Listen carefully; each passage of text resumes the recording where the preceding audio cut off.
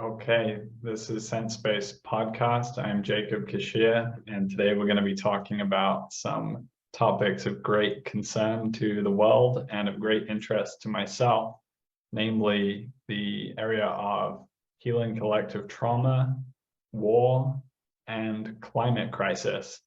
And in exploring this, we have my good friend, Matthew Green, journalist, author, and somebody who's really exploring an interesting intersecting edge between these really important inquiries. So with no further ado, Matthew, welcome to the podcast finally. Thank you for having me, Jacob. It's great to be here and great to know you. So I'm looking forward to seeing what will unfold over the next 90 minutes. As am I. So perhaps beginning with your background a little bit, and also in some ways how we connected. You have been the author of a book called Aftershock, Fighting War, Surviving Trauma, and Finding Peace.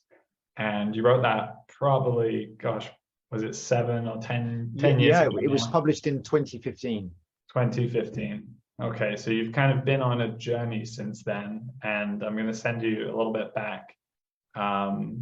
And perhaps you can just share a little bit about what drew you on that journey and what was the substance of that experience for you as a war journalist and subsequently as an author, interviewing soldiers who have experienced PTSD.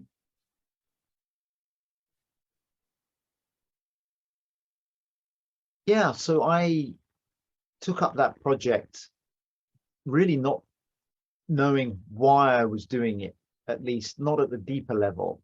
I had a story at a more surface level about what was going on. Back in, I guess we're now in 2012, 2013, I was based as a correspondent in Islamabad, Pakistan, and I was covering Afghanistan as well. Previously, I'd worked for some years in Africa. I'd been embedded with US Marines during the invasion of Iraq. So a lot of my professional life had been spent writing about conflict or reporting from conflict zones. I didn't really consider myself to be a war correspondent, which is a slightly loaded term. But yeah, I mean, for sure, I was spending a lot of time in countries where wars and fighting were taking place. And the book wasn't my idea. The publisher approached me and said she'd had this idea about a book on post-traumatic stress after having heard, I think it was a BBC radio documentary about veterans from the Falklands War in 1982. And she'd noted that the centenary of World War I was fast approaching. And she thought that would be a great moment to write a book addressing this topic. And actually, she'd had another journalist lined up to do it who dropped out. So she was looking for like substitutes. And at first, I didn't really see where she was pointing, or it didn't really feel like a project for me. I was very much invested in my identity as a foreign correspondent. I didn't really see, I wasn't really looking to leave that world. But then something happened, something drew me back, and I decided to take on the project. And that started a whole new journey, which we can talk more about. But it wasn't a journey that I consciously chose or really expected, certainly not in the way it began to unfold. So I hope that begins to answer your question. Yeah, it does. I suppose just the very first thing that's coming for me is like, what do you think? Like, were you sort of drawn to the intensity? Was there to something about those environments of being embedded with armies and being in these very, very different cultural contexts, being in Pakistan? Like, it's not what most people find themselves doing. So what got you into that, or what do you think sort of what held you there? What held you captive to that inquiry? Well, I think the answer that I would give to that has evolved, particularly lately, as I've come to understand more about ancestral trauma and how we carried stories from the past into our present. Before I come to that, at a more like maybe almost prosaic level, even as a teenager, I knew I wanted to go and report from war zones. And I remember, I think it would have been in 1990, when I was about 15, hearing John Simpson of the BBC reporting from Baghdad during the first Gulf War. And I was in the bathroom and listening to him on the radio describing how these American cruise missiles were targeting sites with incredible precision in Baghdad and almost turning left at the traffic lights. And I thought, wow, like, you can be paid to do that. That sounds amazing. And I was very committed to that path. And I really very consciously worked to become a journalist. And then it wasn't that long, actually, looking back at it, that I was myself in 2003 on the start line with US forces invading Iraq and riding with them all the way up to Baghdad 3 weeks later. So, and then returning to Iraq and then time in Afghanistan and so on, and lots of time in Africa. So I did it. You know, I pursued that dream, if you like, and it became a reality. But it doesn't really answer your question as to why I was drawn to that. And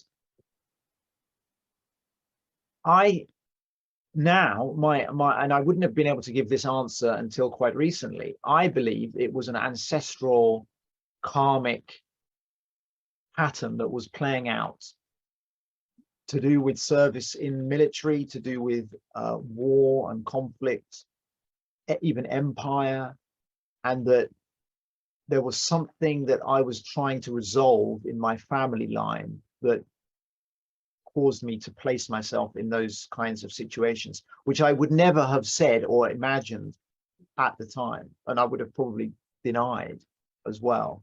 But as I've come to understand more about trauma, intergenerational transmission of trauma, and the more mysterious, like almost esoteric mechanisms of trauma, I actually believe that that is the main reason that I was doing all of those things.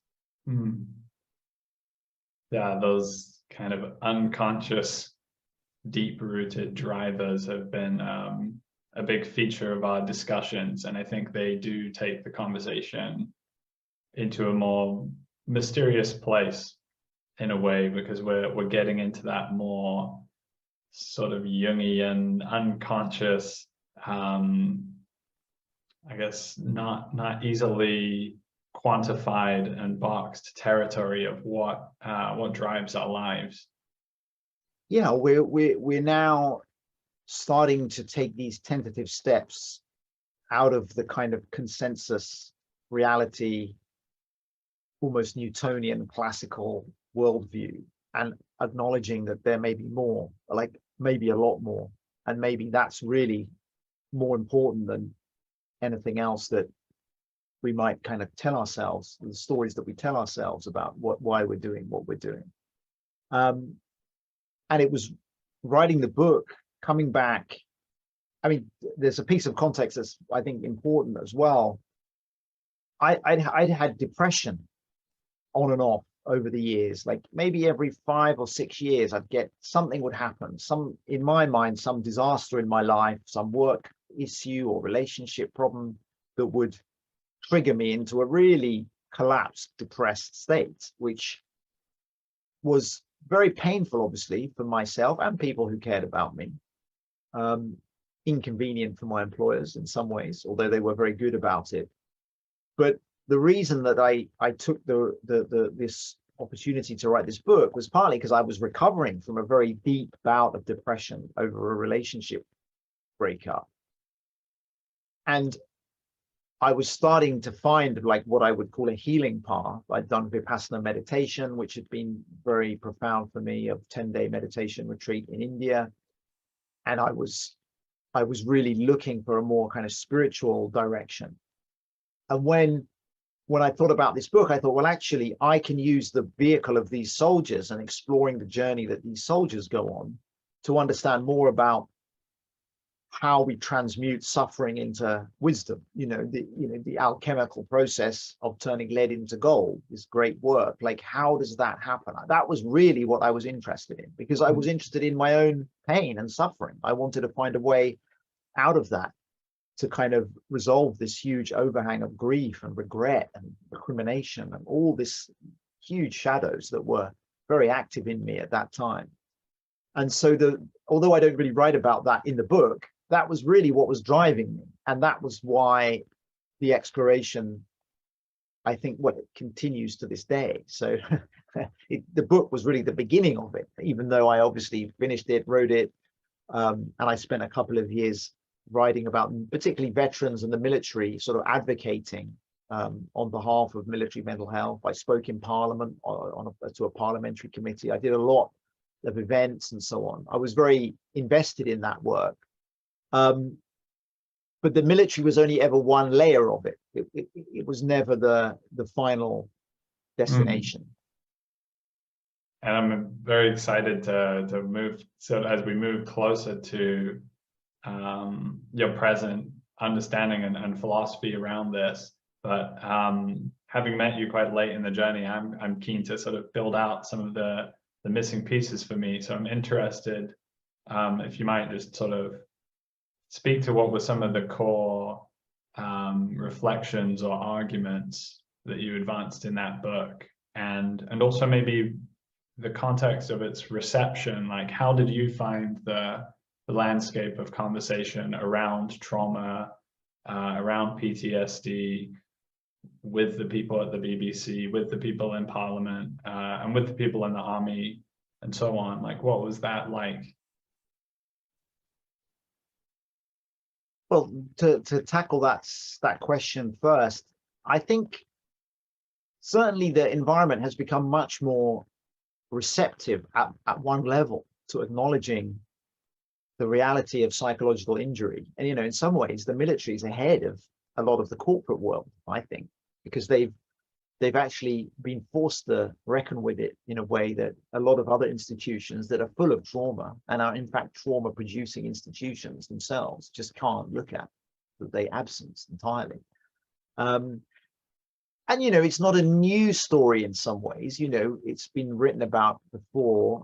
I think one of the things that was most interesting for me was that I was doing did many talks all around England off the back of the book, and almost invariably at the end of each talk, an old, like, I don't want to say older, like somebody of the next generation, like either my parents' generation or a bit younger, would step forward or put their hand up and say, yes, but my dad, my father never spoke about his time in World War II or World War I. Were they different then? And there was this curiosity that always emerged about that generation. And I recognized that this sort of collective trauma of war, we like to think about it as, these poor soldiers who've just come back from Afghanistan are, suffering from what they've seen or done. And there's a kind of trope around that. But actually, it's really a trauma that affects everybody. Every family is affected. The whole society is affected by this massive, unspoken, unacknowledged war trauma that we compartmentalize in the way that we ritualize remembrance, but which touches us and lives in us in a way that we may not be aware of, but consciously, but which is incredibly powerful, real, and alive. And that's why the book really was a pinprick in that, when I think about it now. If I was to embark on the same project again, it would be very different, I think, how I approached it. Mm-hmm. And I've had my own personal experiences of connecting with how that the darkness of war has lived in me. And that was, again, all completely outside of my awareness until I've been really embarking on deeper self-exploration and deeper trauma work.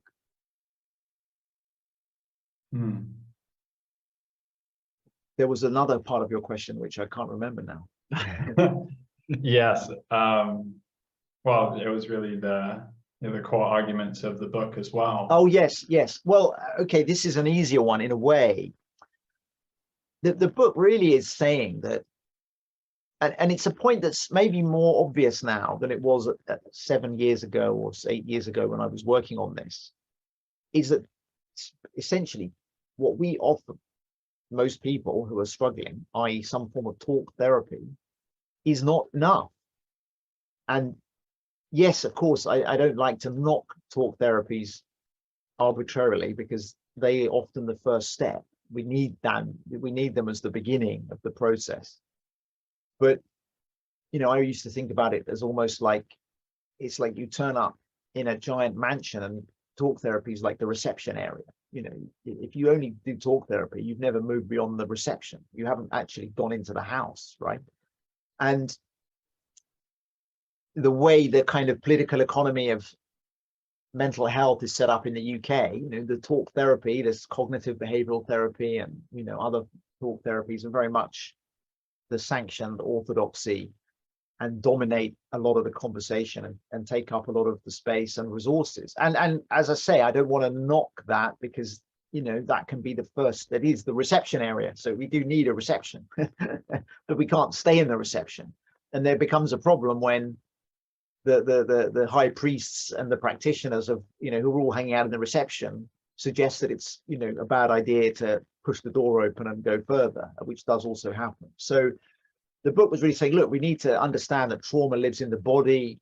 I was reading Bessel van der Kolk, The Body Keeps the Score. I interviewed him, but there are many others in that tradition and that lineage who understand that trauma is a cellular reality. It's almost a like, I'm not saying, I'm still working on this articulation, but it's almost to me like a substance. It's a thing, something that is in us. It's not just an idea. It's not just a thought pattern. It's not something that we can remove by thinking differently. We have to get embodied and actually clear out this trauma from our system. And even, what is our system?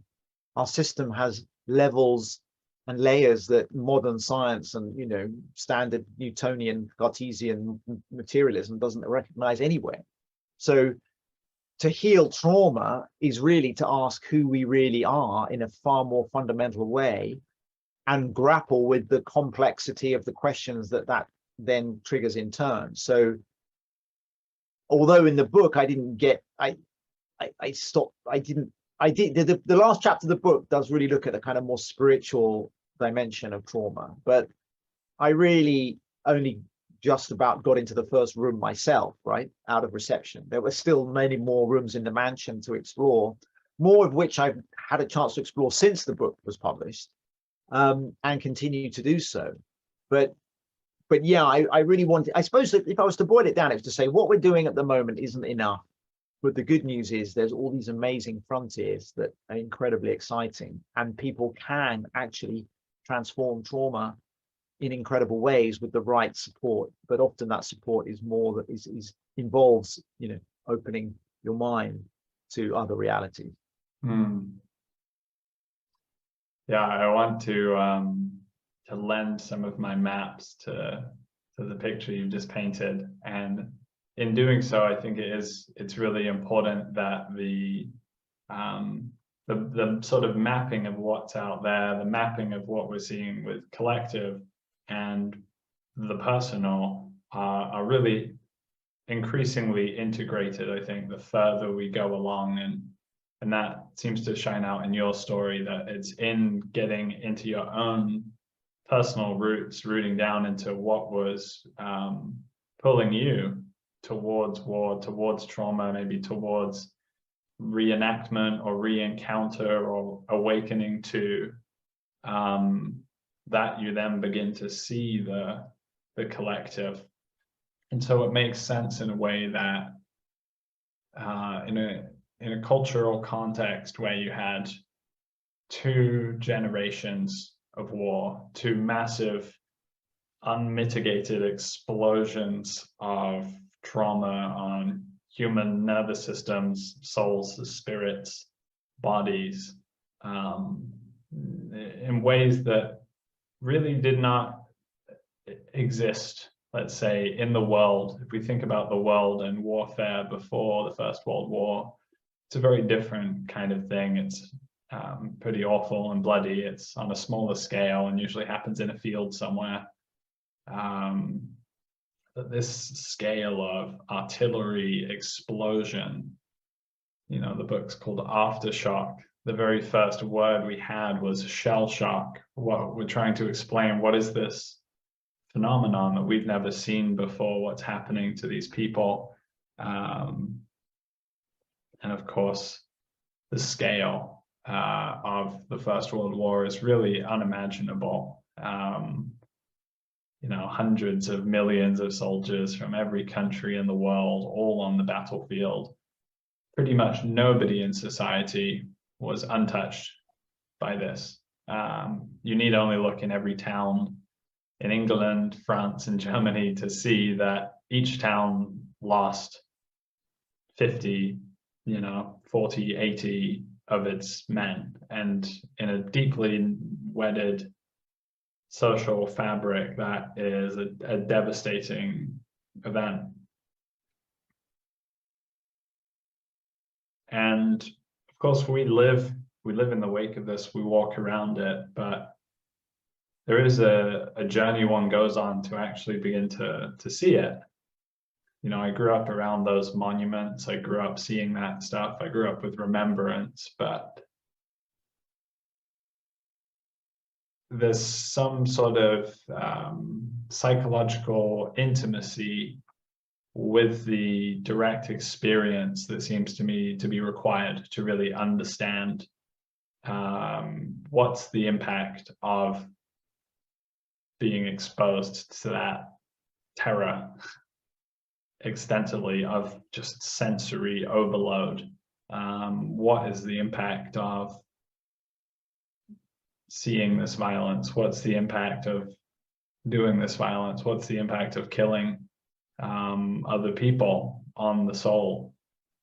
And especially when there really wasn't a sense of especially in the First World War, there's not a sense of the evil that you have in the Second World War, where there was that sort of ideological justification. It really felt like a sort of senseless war. And so I'm throwing out a lot here, and I don't exactly know where it's building towards. I think what I'm really doing is trying to sort of set what's the ocean floor, what's the sort of deeper sediment that we're on top of. The way that I came to visualize the healing journey in my own journey was this image of the tree and of the branching self, and that in order to grow, we must both branch outwardly into the world, into our experience, but we have to root down. And those roots go beyond just our own lifetime. They go down into our parents, to our grandparents, to the collective soil. And eventually, when we get some intimacy with that, when we open that channel up, we hit on those collective layers. And the way I imagine it is really like looking at geological layering. You've got just a big sort of black layer, a big layer of trauma called the Second World War, and underneath that another layer, and in between that all of the families, all of the children, all of the widows that carried through. So yeah, is there something you want to build in at this point in the story? Well, I think maybe I agree, and I think maybe I can, by giving a little bit more of my personal story, I can maybe just almost speak to those more abstract themes in a very personal way. Like, when I was growing up in the suburbs of London, there was always a story, a war story in the background about my great uncle, Lionel, which I was very dimly aware of, but which was hardly ever discussed or acknowledged, and was very hazy in my mind. And it was only when I moved back after being overseas 14 years, I actually moved back to my parents' house where my granddad had also lived, and my dad's dad, had served in the First World War as a very young man. But again, it was never discussed. It was never part of the dinner table conversation.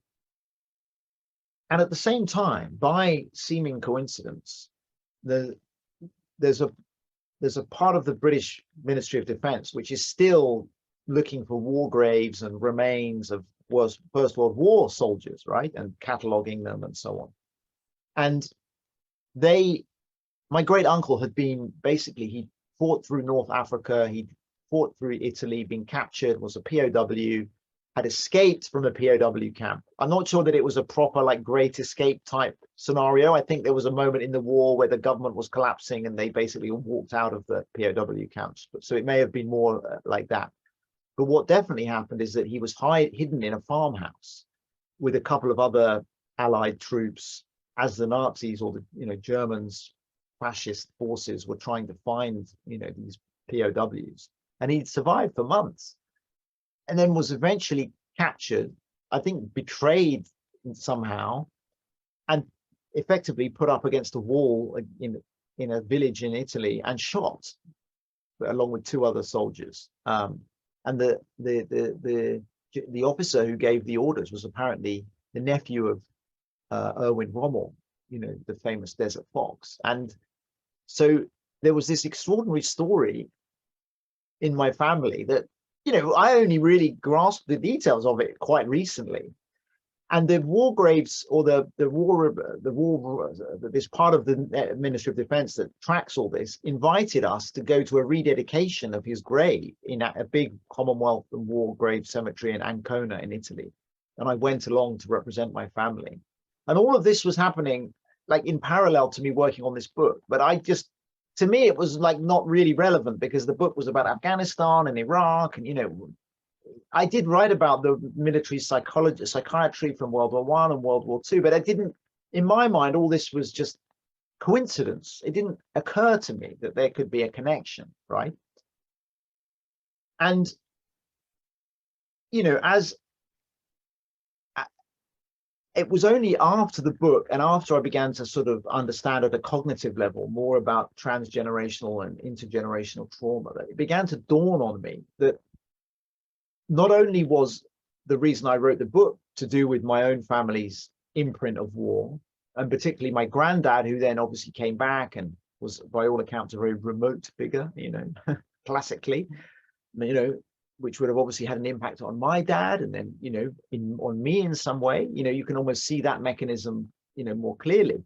But there was this absence around my great uncle Lionel, who'd been through this incredible, tragic war story, right? And I didn't touch on that at all in the book or anything, just didn't seem relevant to the story I was trying to tell. But it began to dawn on me more recently that actually this was what had drawn me to this topic. This was why I kind of took this handbrake turn from my, frankly, pretty well-paid job as a foreign correspondent to come back and sit in my parents' house for 2 years and work on this book on a shoestring. There was some sacrifices, in quotes, involved in the project. Obviously, I don't regret any of that, but in some ways, it didn't make that it didn't make all that much sense for me to do it on some other levels, right? Mm. And some people didn't really understand why I was doing it. And so I believe that, and I mean, I could pause there. There's more to this. Maybe I should pause there and hand it back to you, but there's another level I could come to as well, where I really connected with this in a more visceral way. Well, you'd shared with me about your great uncle before, but I hadn't really put together the piece, the quite obvious piece that, that's your grandfather's brother. It was actually not, it was on my mother's side, so he wasn't directly related. Brother. Yeah. Okay. My mother's mother's brother. Your grandmother's brother. Yeah. And that absence must have been a presence. Well, this way. Yeah, and this is the part of it that was very powerful, because as you know, I'm working with Thomas Hubel. I'm doing, who's, for the people who don't know him, is a leading facilitator of collective trauma work globally. And I'm on a 2-year training course with him, which involves in-person retreats in Germany, lots of online work. It's quite an involved course. And in the retreat, the first retreat we went on in Germany in March, we're doing all kinds of process work. We're in this big field of 200, I mean like an energy field of 200 people going deeper and deeper into their individual ancestral trauma. And through one of the small processes, I only hesitate to go into more detail because obviously we can talk about our own experiences, but we don't want to talk about other people's experiences. But someone else in this kind of process had kind of connected with their grandfather having served in World War One. And we were really talking about the male line, and he was talking about how awful really his childhood had been and how terrible his father had been to him. And that was coming up. And then I was talking about my own sort of male lineage. And then out of almost like, I don't want to say from nowhere, because obviously we were in a deep process in a retreat on collective trauma, but from me not being consciously aware that there was anything really, I was sort of talking, I wasn't feeling upset or activated emotionally. Out of nowhere through this process, I felt this profound grief over my uncle that I'd never felt before in that way. It was so intense. It just kind of cracked me open. And I was in pieces, basically. It was so visceral, the pain of that episode. And not just that episode, but the evil of war, the darkness, the dark shadow, I was really feeling this sort of the energy of the collective shadow of war globally, but crystallized through this story and this very personal, intimate contact with my great uncle, and how I felt I'd actually inherited that unprocessed grief and pain and all of the other emotions, anger. And imagine that moment, the moment of being captured and the moment of being put up against the wall, right, by some young German soldiers. And buried in an unmarked grave until at some point, you were found and moved, and so. But what was different was that I felt it, and I was totally in the huge process emotionally, and I was given a lot of. I was, very supportive group. There's therapists, and I actually spoke to a therapist there. So here we are, 80 years later, descendants of the warring parties, helping each other to process this very visceral experience of that packet of trauma material that had just been passed down and not been unpacked until it came to me, basically. Or it had its influence, but it hadn't been acknowledged consciously. And that was a lesson for me in what ancestral trauma is. And then I look back and thought, wow, my great uncle was on a tank or an armored vehicle going through North Africa, in like the 1942 or whenever. I was on an armored vehicle going across the desert. Okay, it was in the Middle East, but it was also with the Allied forces. I was then moved to another war front in Afghanistan, and he was moved to another war front in Italy. And I wasn't captured. I was captured by depression at times. Although I think the origins of that were different. But I felt, wow, like there's a lot of parallels here in this whole story that had never even vaguely occurred to me before. And so I thought, but of course, if I'm carrying that packet without knowing it, of course I'm going to be acting it out, right? And this is a very difficult thing for many people to receive, because it can sound like almost magical thinking, or just coincidence, right? What is it? I just feel it in my bones that it is not a coincidence, and that this is what the essence of ancestral healing is all about, and also what the possibility of it is. Because another element of this is that I recognize and this is an understanding I've reached like even more recently, that so much of what we think is ours, like our stuff, our issues, our complexes, our hang-ups, and all of the things we struggle with, all of us in different ways, is actually not ours. Like almost none of it is ours. It's almost all of it is ancestrally waiting to be resolved. And until you realize that, you're just often flailing around because you're looking for it in your personal history, and you might not find it in your personal history. So if you're not looking for it in that, as you say, in those roots, if you're not sinking your roots down by like sending your consciousness down into your ancestral soil in the way that many other cultures actually do know how to do, but we in the West, have lost touch with. If you're not doing that, you're going to struggle to really transform, I think.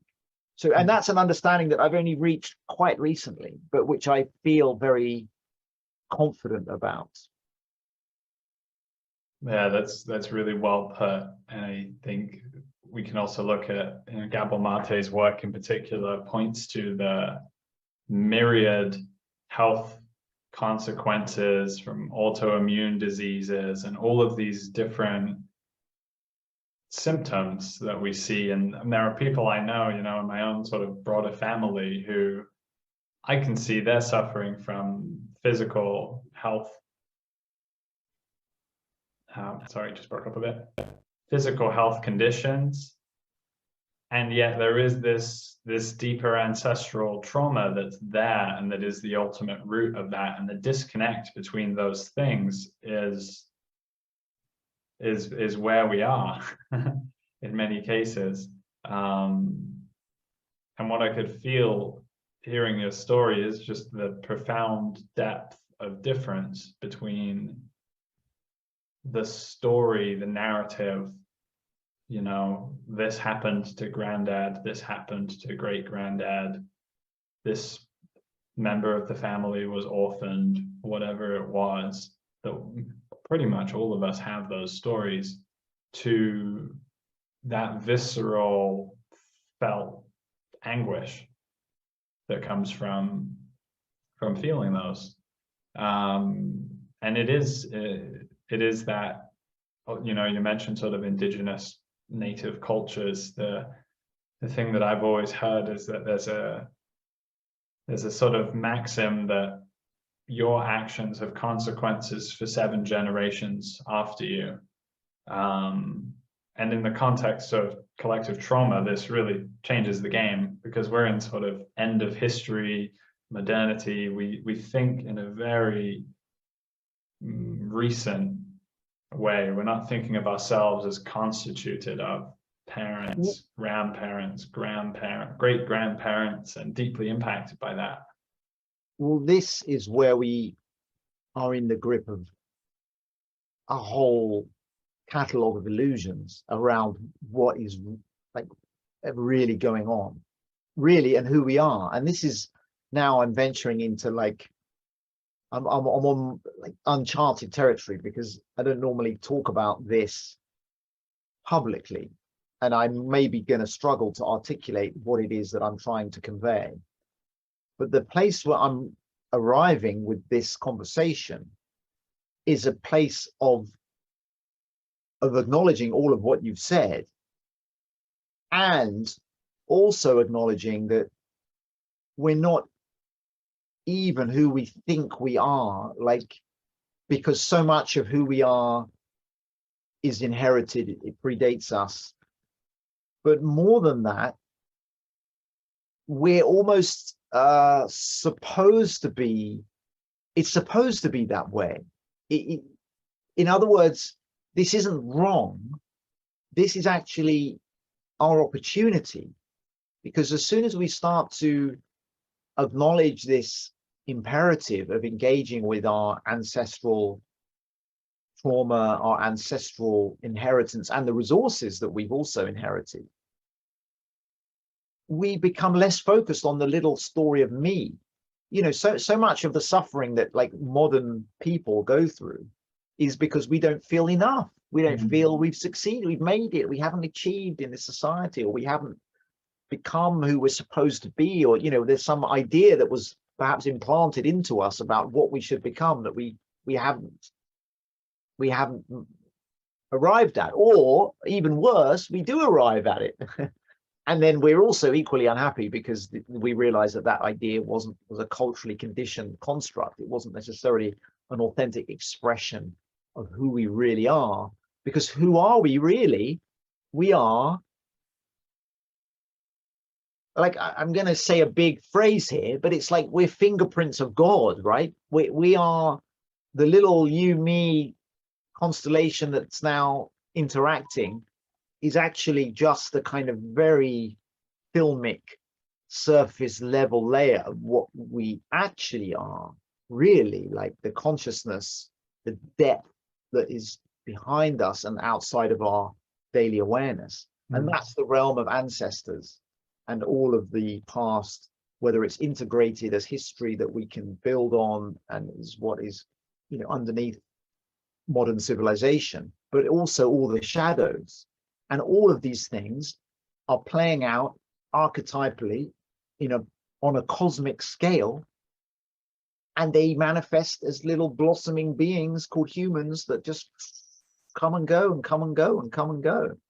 And wow, like maybe that's actually who I am, in which case suddenly my problem of like, oh, I didn't do this, or I haven't become this, or I don't have enough of this, or suddenly that becomes a lot less relevant.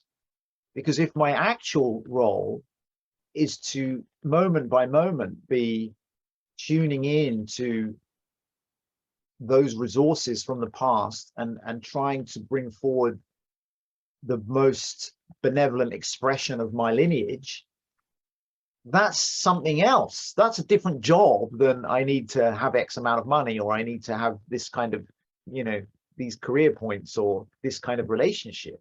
It's like, oh, maybe the uniqueness of me is actually something really special and important, and it can't be compared to anyone else. So that whole kind of massive edifice of the suffering generating prison walls that so many of us, and I've lived in for decades, right? Always feeling like I wasn't quite enough, or envious, or ashamed of not having achieved more, real shame sometimes. It's like, no, like that was all a layer of illusion that begins to collapse and disintegrate when you hit the real collective trauma work, because you then feel it and you realize there's something more going on, and that we're not who we think we are.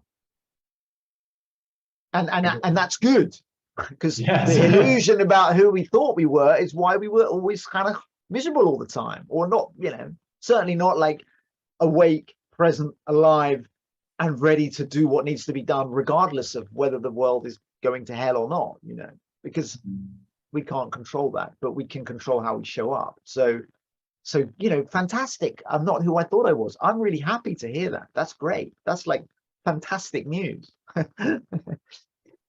In hearing you, I'm having so many visual, it's like a very visually stimulating insight for me. And there's that kind of fractality of self, I suppose, that comes out in those natural patterns, those patterns that sort of scale from the smallest leaf to the Amazon River basin and so on. And anybody who's engaged with my stuff knows that this is a very psychedelically informed space.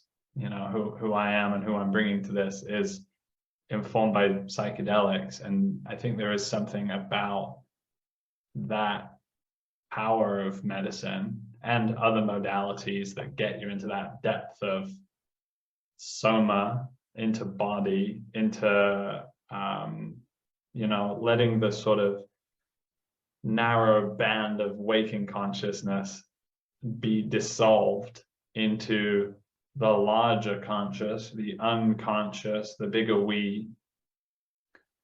That is something that I think opens us up to questions about who we are, and also somehow is loosening up whatever is the constrained notion of self that holds that matrix of trauma in place.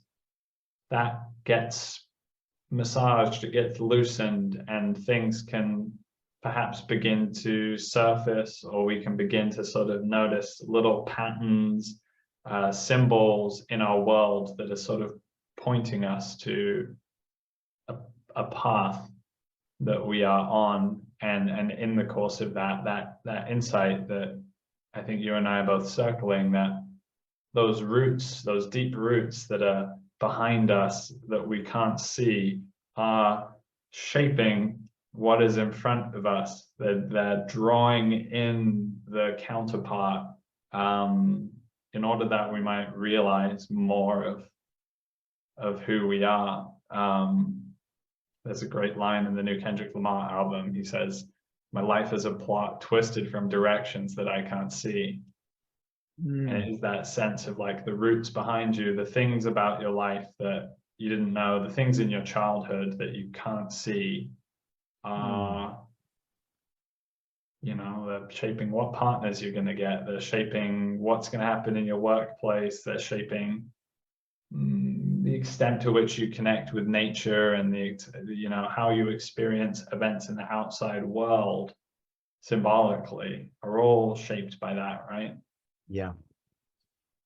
Yeah, and you're right. I mean, and I absolutely would not be talking like this were it not for the power of the medicine, without question, the various medicines, the psychedelics. I mean, this is what has made me, although a lot of the trauma work I've done, I would say, has been not necessarily with the assistance of the medicines, the perspective that I've seen, and that much greater expansive oceanic consciousness which I've experienced in those journeys, is the perspective I'm aiming to speak from, in the sense that, as you say, we're in our little matrix of trauma, and we can find lots of different modalities for kind of popping the traumatic material up to the surface in a safe way to resolve and release it. And there's lots of ways to do that, and the appropriate use of psychedelics can be one of those. But more than that, it's what lies on the other side of that. Once we've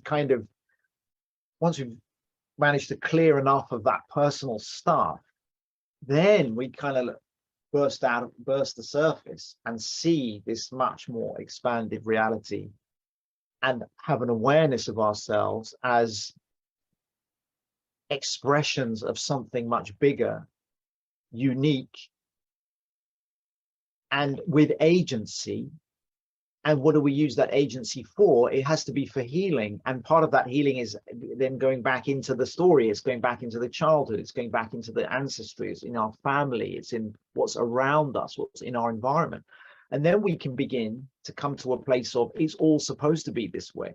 We're supposed to be where we are, and we're supposed to be doing what we're doing, which isn't anything, which could sound like a recipe for complacency or for kind of resignation, but it's actually the opposite of that.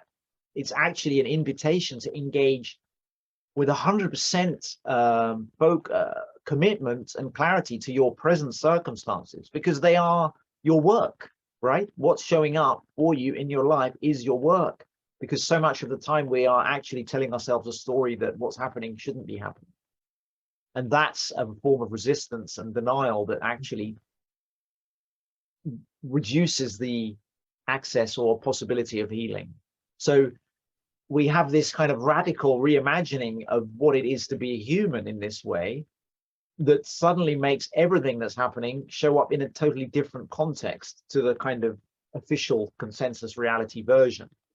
And, you know, I don't always live from that space, right? I get annoyed, I lose my temper, I, you know, act out, fail, you know, get upset, have sleepless nights, you know, stuff still, life goes on, right?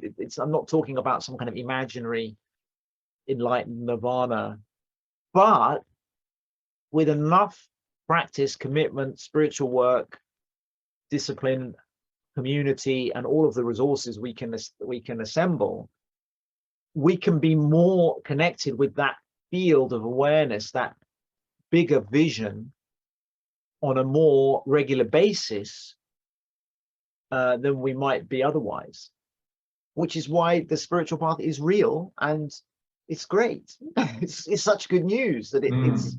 you know, that we can walk this path and fantastic and meet each other and, you know, have these conversations and then expand the circle, bring more people in.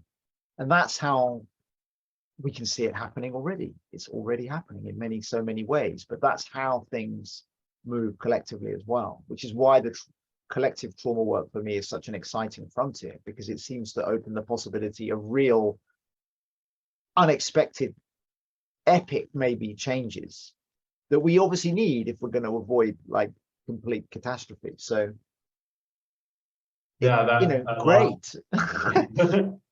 the last point really threads for me, and I do of course resonate with much of what you just said.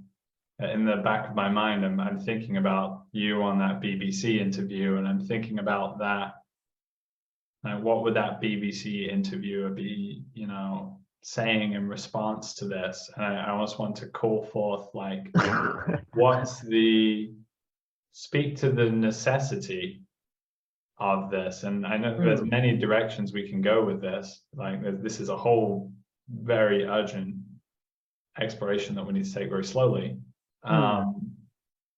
But what is the necessity of collective trauma healing for men? What's the necessity of collective trauma healing for the climate crisis? These are two branches I would love to explore. I don't know that we'll be able to do both of them, but let's see where it's alive to go. Why don't we talk about men first? Because Yeah. I've actually thought and maybe written less about this, and I'd like to actually, like, rather than offer you my prepackaged conclusion, I like the idea that we're just going to strike off on this path and just see what comes back. Let's do it. I think one of the most powerful things I've read recently was a poem that my wife sent me as we were working on this men's group, obviously, which wonderfully you're also going to be part of. And I can't remember the poem or even who wrote it, but it was by a woman, and it was basically saying all the women are in circles lamenting what a mess the men are in, and it's a disaster, and like, please get it together. And that was basically it was put much more eloquently in that, but it was like, you were like, I only was sent that poem because I was running a men's group. Like, I don't think my wife would have sent me that just, you know, day to day. But when I read that poem, this kind of, it was just such a kind of authentic, it felt to me like a really authentic voice of the collective of where women are just so frustrated with men a lot of the time, with their men in there. There was some line in the poem about, you know, we miss you in our families, we miss you in our beds, we miss you, you know, it's like you're absent, you're not really there. Like, what the fuck is going on with you? Basically, we're really grieving about this, and whenever we get together, this is what we end up talking about, and it's just awful. Please deal with it, right? It was a fantastic poem. But I thought if I'd read that poem, not just having launched a men's group, I'd feel pretty like challenged, right? And this is the thing. I think the other funny thing, maybe relevant to this, is when we've advertised this men's group online. I haven't done a huge amount on, but I put it on my Facebook a few times. The most enthusiastic reception is from women, basically. I mean, yes, we have got 12 men who've signed up to do it, which is fantastic. But the public celebration of this work is coming from the women who are like, great, please, if you could just get the men like to wake up, that'll be fantastic. Thanks. And what does that mean? It means that, how can I, like, I don't want to say this like I'm almost like I'm running down men, or that's not the place I'm trying to come from, but it's coming from maybe a recognition that culturally, as men, we are definitely conditioned to behave in certain ways around one another, particularly, and we don't always have the tools or the templates or the kind of instruction manual or the cultural instruction, the cultural codes to allow us to connect with each other in ways that would make a bigger difference for one another. In a very surface level, you can get trapped at the kind of level of banter, which is fine. There's a place for joking and humor and affectionate humor and loving humor. Of course, you know, that's sometimes that's really funny and it's exactly what's needed. But it's not enough, right? That can't be the substitute for real connection, right? It's the reception versus the mansion analogy, right?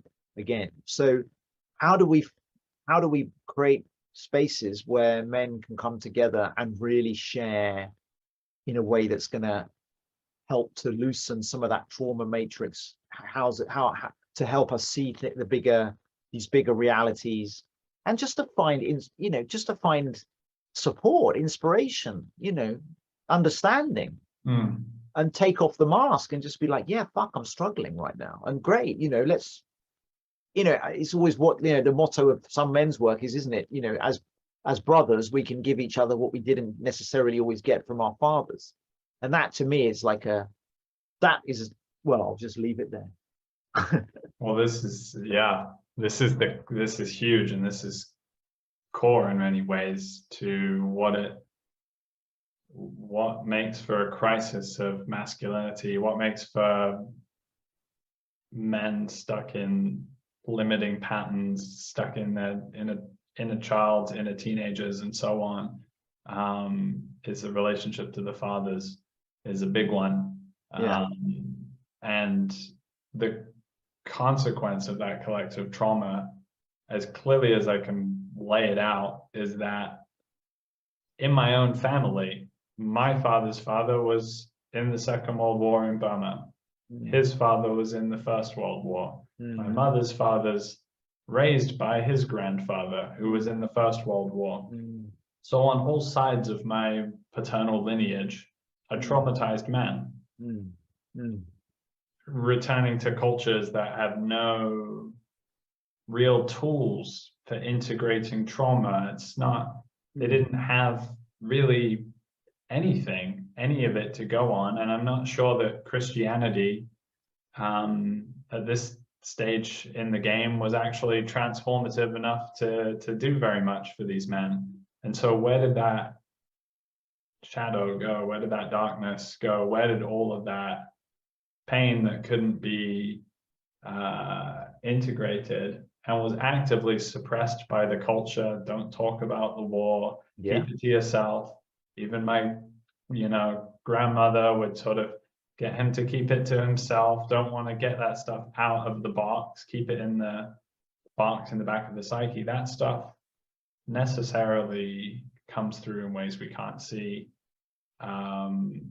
I think of it as there's this shadow that's come through and it's been pushed out of the public domain, but it's carried on in the private domain. It's carried on in the domestic abuse. It's carried on in the absence of the fathers.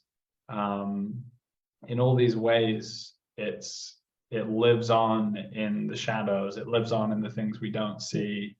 It shows up in all these areas. I was working again with Thomas Hubel in another retreat, an online retreat, just a few weeks ago, and we were in a group process looking at, and I can't even remember what the theme of it was, but sometimes in this coherent field that we're going to establish with the men's group as well, like things just come through to you. You just connect with knowledge, insights, feelings that wouldn't normally be easily available. It's like Thomas would say, you've got to the cosmic address of the trauma. It's like somewhere in space-time, you've connected like in a quantum way to that moment or that reality that would otherwise have been lost in time. And I one of the issues I've had to kind of work with is I can get very angry. Like I can suddenly get like a flash of anger at home, not at work, but at home. I was like, what is it? Why do I suddenly get this? And it's not, it's not like I act the anger out, but I'll suddenly be like, and I'll feel angry. And I'll think, well, what is that? And I suddenly was back in my grandfather, or with my grandfather, and I was like, okay. You came back from World War I. You could not give anything to the people around you. And you felt ashamed of that. And to overcome that shame, you withdrew, and you defended your withdrawal by being angry and unapproachable. And even as I'm saying that now, I'm like, wow, like, I can feel it, and feel the real grief of that. Right? I can feel it, like, right, it's like a shiver through my whole. You can even hear maybe my voice is slightly shifted, like, it's like, whoa, that was a hard one, Granddad. Like, that was a tough one to carry for your entire life from 18 onwards, right? Plus the depression, post, all of the other trauma. And, what effect that had on my dad, and then me, right? Suddenly I was like, yeah, that's why I get so angry, because if there's a little moment where I feel like I failed or I feel criticized, like say by my wife, it gives me this disproportionate reaction.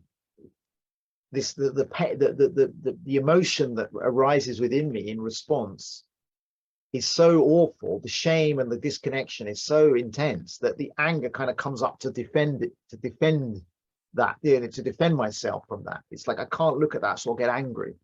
Whereas if I was actually to slow it down and be like, actually, I feel a bit ashamed that I haven't been there in the way that you needed in that moment. That's a different place to come from. And but you see, as I said, like, if I'm still running my ancestral karma, my programming, or the package that's been handed down, yeah, I'll just be angry and I won't really know why, and I won't even want to look at it, and I won't even really be aware of it.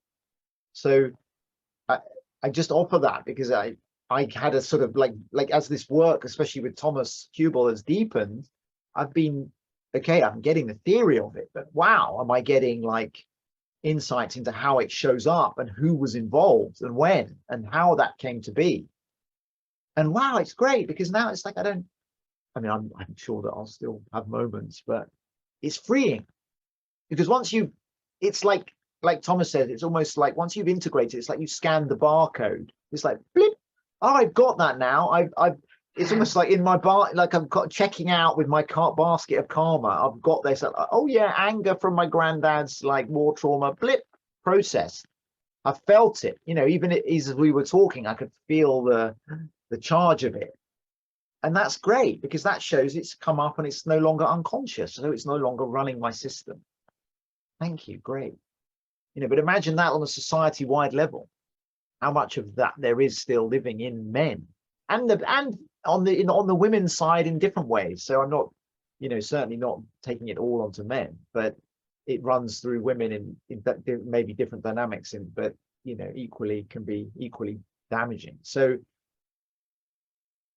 there it is, right? That's a kind of like 3D hologram representation of the concepts we've been exploring in my own body, real, alive, and opening the possibility of healing and honoring my ancestors. Like I really want to do a ceremony for these guys. Like when I went to Parliament to talk about veterans' mental health, I was like really calling them in, like granddad and great uncle, and one of the young soldiers I wrote about who actually killed himself. I was like, come on guys, just be behind me when I'm talking.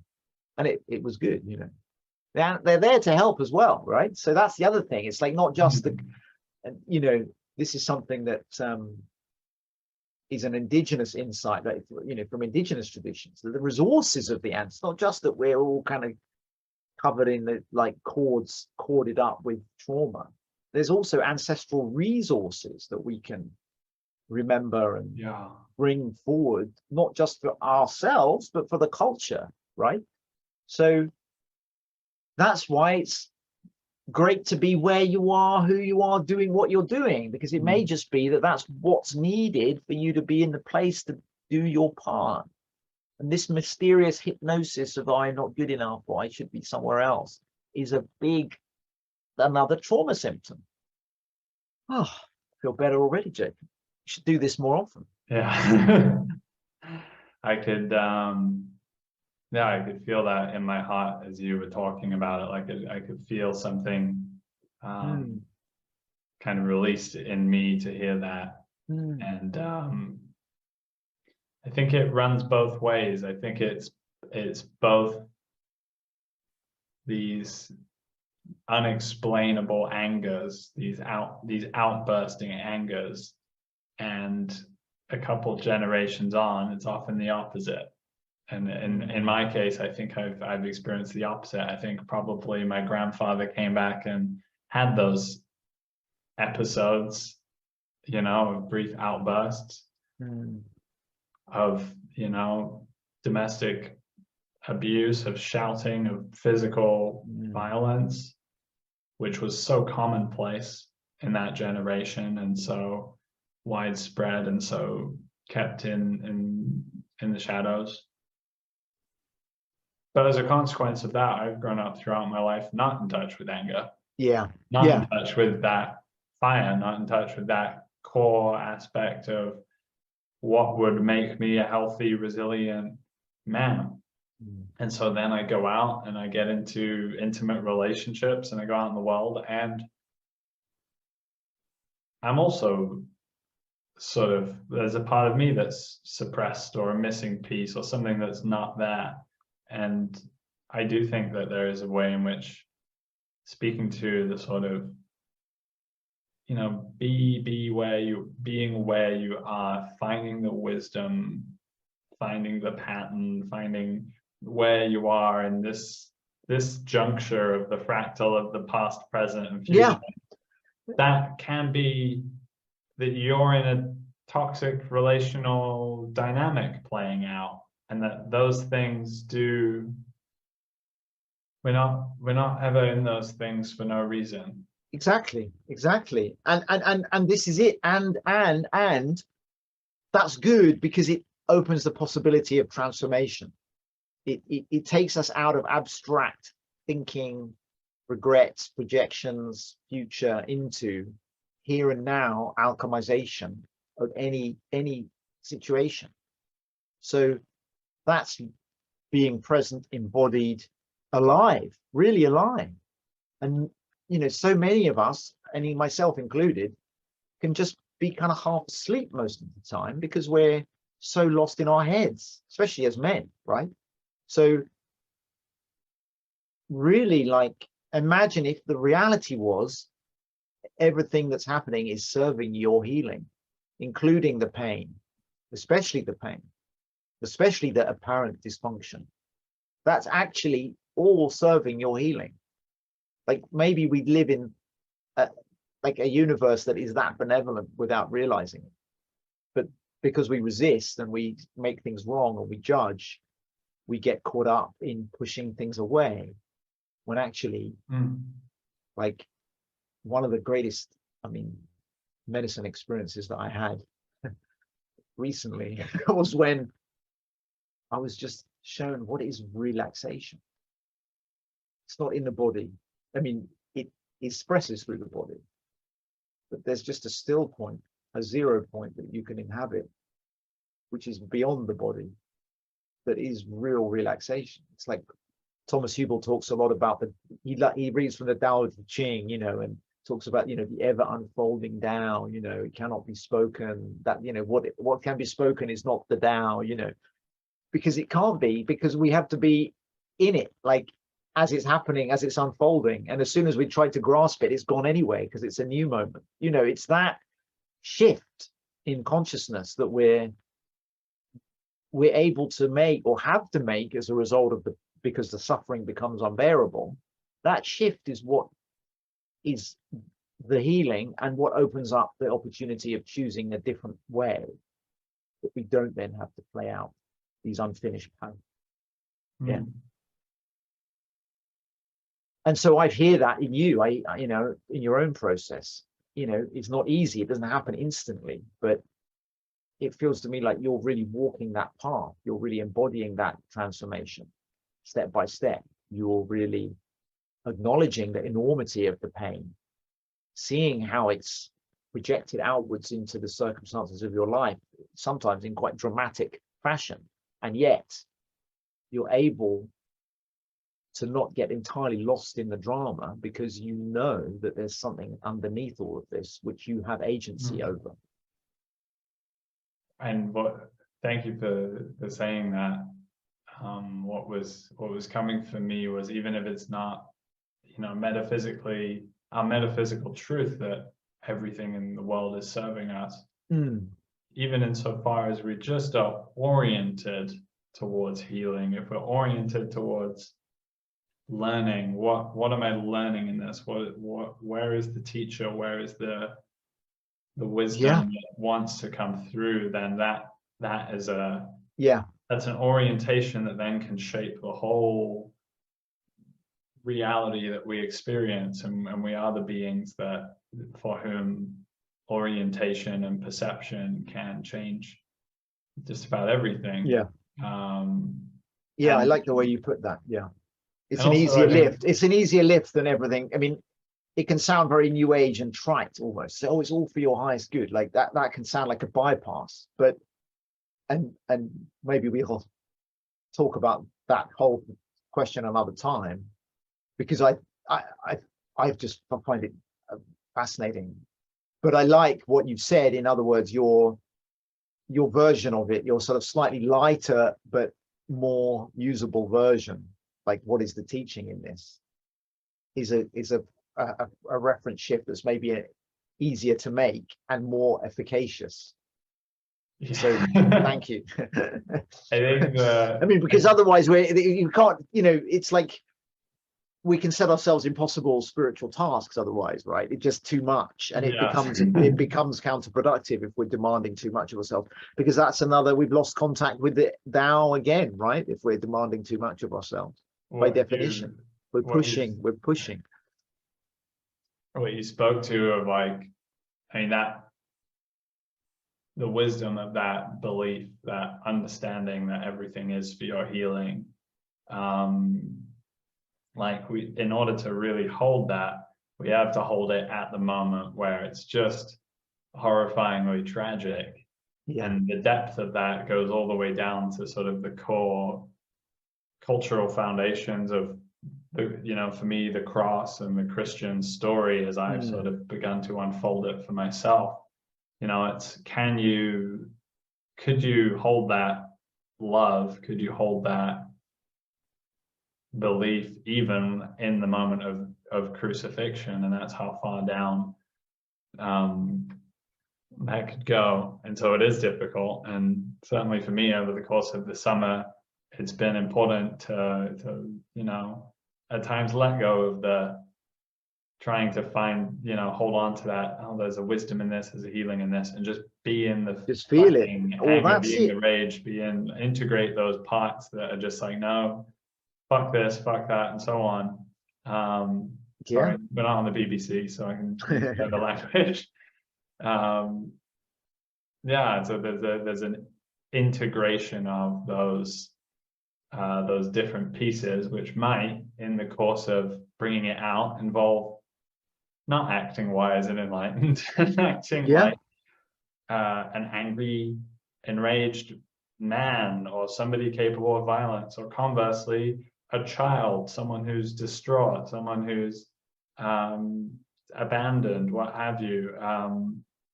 Letting go of the adult image that we're holding and maintaining in society in these well-held contexts, in our intimate relationships and community, seems like a necessary part of this. And for me, certainly part of the paradox of the masculine leadership we need is both being able to cry in our brother's arms and fall apart, and be the warrior, and with that warriorship, certainly the rage, the anger, and the fire, like what's the light of those shadows? These are really live questions, and not inconsequential, I think, for the issues of the day. The crisis of the day in some way is going to be addressed through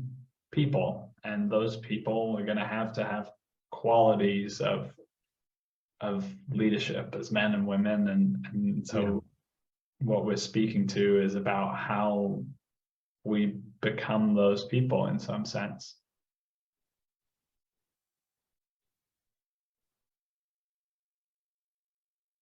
Yeah, there's so much in what you just said that I loved. And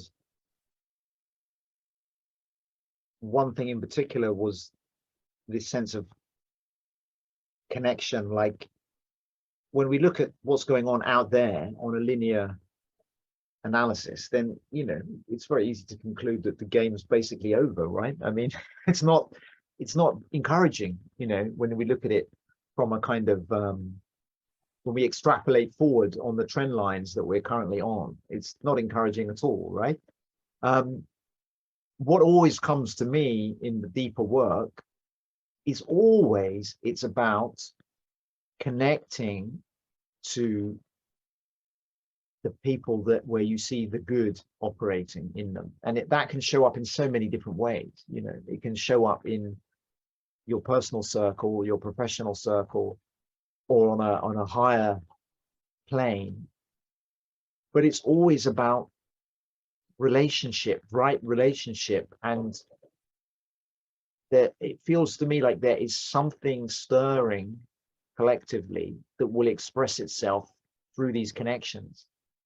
You know, I was working with this collective trauma summit, and I interviewed Brian Dorries, who is a artistic director of Theatre of War, which uses Greek tragedy basically to hold space for communities to address their collective trauma, effectively, from military veterans to communities subject to racial injustice or oppression, or, you know, refugees, migrants, healthcare workers in the pandemic, you know, all these different groups who've suffered some kind of collective trauma. And he was talking about how Zoom is like mass use of Zoom for like mass healing, or even one-on-one, is almost as revolutionary for the human race as the creation of the Greek amphitheater 2,500 years ago, in terms of what it can do to our consciousness, our ability to be self-aware, self-sensing, self-observing.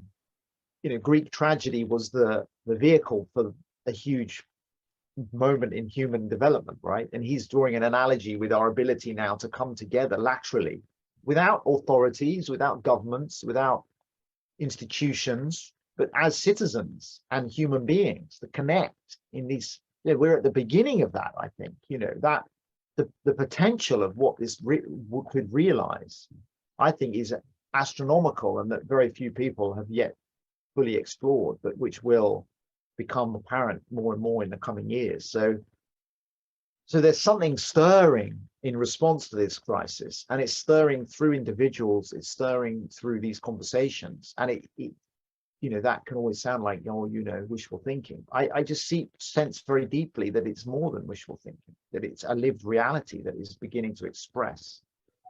So I'll just leave it there.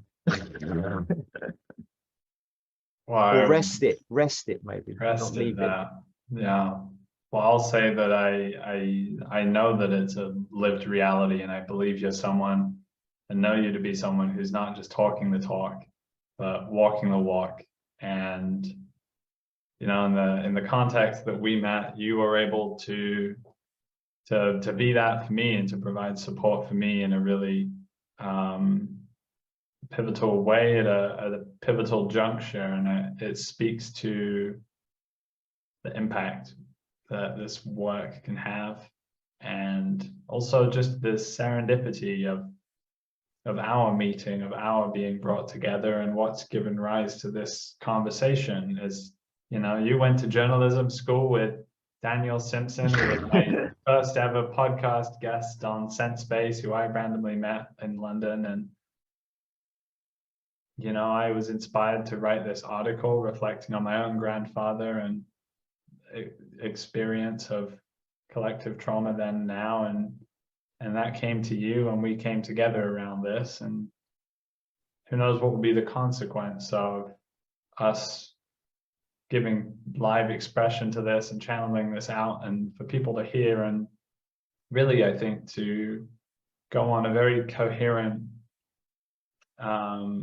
sincere, depthful, and in ways appetizingly exciting, which I really love your unashamed expression for the excitement of the mystery that's unfolding, and that's a key piece. It's not just about the tragedy of the work.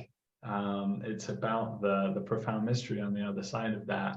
And so I'm really pleased with the journey we've been on from the conventional into the sort of post-conventional. I like that of, phrase. Post-conventional, yeah. I'll put it on my LinkedIn. Post-conventional. The post-conventional space that's so deeply needed in this moment, and I believe is how we get out of the impossible position that we seem to be in. So with that, I appreciate you and thank you so much for this dialogue, Matthew. And we haven't even touched on your work in climate journalism and how all of this deeply threads through to the climate crisis, which is a topic I would love to explore in a next dialogue. Yeah, it's been amazing for me to have this space to articulate and explore and discover this greater reality, this edge of the mystery, if you like, as you said, together. And that's been possible because of the way you've held this space and the way you show up and the work you do. And I really appreciate and honor that. And it's really exciting for me to have met you and connected at this level, and really looking forward to what comes next in the men's group. And I'd love to come back and talk about climate change another time as well. So let's do it all again. Let's do it. Thank you, Matthew. And thank you everyone for listening. To get in touch with this conversation and inspire some thoughts.